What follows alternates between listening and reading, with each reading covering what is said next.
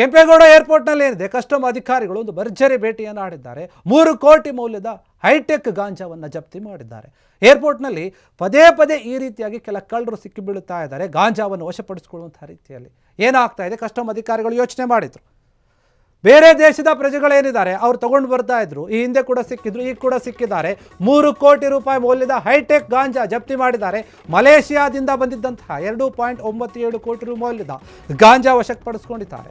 3 ಆರೋಪಿಗಳನ್ನು ಕೂಡ ಸೆರೆ ಹಿಡಿದಿದ್ದಾರೆ ಕಸ್ಟಮ್ ಅಧಿಕಾರಿಗಳು.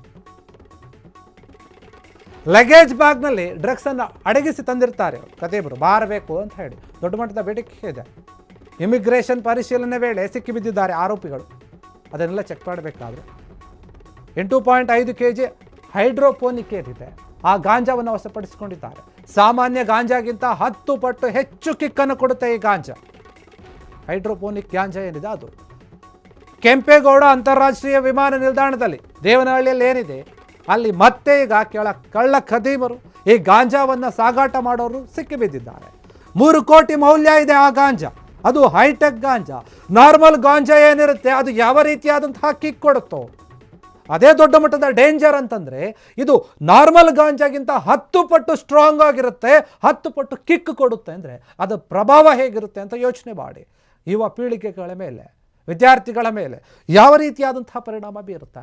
ಬೆಂಗಳೂರಿನಲ್ಲಿ ಪದೇ ಪದೇ ಈ ರೀತಿಯಾಗಿ ಡ್ರಗ್ಸನ್ನು ಮಾರುವವರು ಮತ್ತು ಏರ್ಪೋರ್ಟಿಂದ ಡ್ರಗ್ಸನ್ನು ತೆಗೆದುಕೊಂಡು ಬರೋರು ನಾವು ನೋಡಿದ್ದೀವಿ. ಮೈಸೂರಿನಲ್ಲಿ ಒಂದು ಫ್ಯಾಕ್ಟ್ರಿಯನ್ನೇ ಇಟ್ಟಿದ್ರು. ಸಾಕಷ್ಟು ಹೆಚ್ಚಾಗ್ತಾ ಇದೆ. ಪದೇ ಪದೇ ಪೊಲೀಸ್ ಅಧಿಕಾರಿಗಳಿಗೆ, ಕಸ್ಟಮ್ ಅಧಿಕಾರಿಗಳಿಗೆ ಇವರು ಸಿಕ್ಕರೂ ಕೂಡ ಭಯಪಡ್ತಾ ಇಲ್ಲ. ಇನ್ನೊಮ್ಮೆ ಮಾಡಬಾರ್ದು ಎನ್ನುವಂಥ ಭಾವನೆ ಇವರಿಗೆ ಬರ್ತಾ ಇಲ್ಲ. ಬೇರೆ ದೇಶದವರಾಗಿರೋದ್ರಿಂದ ಬೇರೆ ಬೇರೆಯವ್ರನ್ನ ಕಳಿಸ್ತಾ ಇದ್ದಾರೆ ಅಂತ ಅನಿಸುತ್ತೆ. ಹೀಗಾಗಿ ಏರ್ಪೋರ್ಟ್ಗೆ ಬಂದಂತಹ ಈ ಕಳ್ಳ ಕದೀಮರನ್ನು ಹಿಡಿದುಕೊಂಡಿದ್ದಾರೆ. ಅವರ ಬ್ಯಾಗಲ್ಲಿ ಏನಿರುತ್ತೆ ಅದನ್ನ ಇಟ್ಕೊಂಡು ಬಂದಿರ್ತಾರೆ. ಚೆಕ್ ಮಾಡಬೇಕಾದ್ರೆ ಎಲ್ಲರೂ ಕೂಡ ಸಿಕ್ಕಾಕ್ಕೊಂಡಿದ್ದಾರೆ. ಮಲೇಷಿಯಾದಿಂದ ಬಂದಿರುವಂಥವ್ರು ಇವರೆಲ್ಲರೂ ಕೂಡ 3 ಜನ ಏನು ಸಿಕ್ಕಿದ್ದಾರೆ ಅವ್ರ ಹತ್ರ 2.97 ಕೋಟಿ ರೂಪಾಯಿ ಮೌಲ್ಯದ ಗಾಂಜಾವನ್ನು ವಶಪಡಿಸ್ಕೊಂಡಿದ್ದಾರೆ. ಅವ್ರ ಹತ್ರ ಇತ್ತು. ತುಂಬ ಪ್ಲಾನ್ ಮಾಡ್ಕೊಂಡು ಬಂದಿದ್ರು, ಆದರೆ ಅದು ಯಾವುದು ಕೂಡ ವರ್ಕೌಟ್ ಆಗಿಲ್ಲ. ಅಲ್ಲಿನ ಅಧಿಕಾರಿಗಳು ತುಂಬ ಸೂಕ್ಷ್ಮವಾಗಿ ಗಮನಿಸಿದ್ದಾರೆ. ಪದೇ ಪದೇ ಹೆಚ್ಚಾಗ್ತಾ ಇದೆ ಈ ರೀತಿಯಾಗಿ ಅಕ್ರಮವಾಗಿ ಗಾಂಜಾವನ್ನು ತರೋದು. ಏರ್ಪೋರ್ಟ್ನಿಂದ ವಿಮಾನದಲ್ಲಿ ಅಲ್ಲಿಂದ ಹೆಂಗೋ ಬರ್ತಾರೆ, ಇಲ್ಲಿ ಬಂದ ಮೇಲೆ ಸಿಕ್ಕಾಕೊಳ್ಳುತ್ತಾರೆ.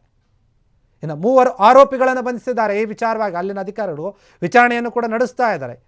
ಯಾವ ರೀತಿಯಾಗಿ ಗಾಂಜಾವನ್ನು ಇವರು ತೆಗೆದುಕೊಂಡು ಬಂದರು, ಎಲ್ಲಿಂದ ಬಂದರು, ಯಾರಿಗೆ ಕೊಡೋಕೆ ಹೋಗ್ತಾ ಇದ್ರು, ಯಾರ್ಯಾರ ಲಿಂಕ್ ಇದೆ ಬೆಂಗಳೂರಿನಲ್ಲಿ ಅಂತ ಹೇಳಿ. ಲಗೇಜ್ ಬ್ಯಾಗ್ನಲ್ಲಿ ಡ್ರಗ್ಸನ್ನು ಬಚ್ಚಿಟ್ಕೊಂಡು ಬಂದಿರ್ತಾರೆ.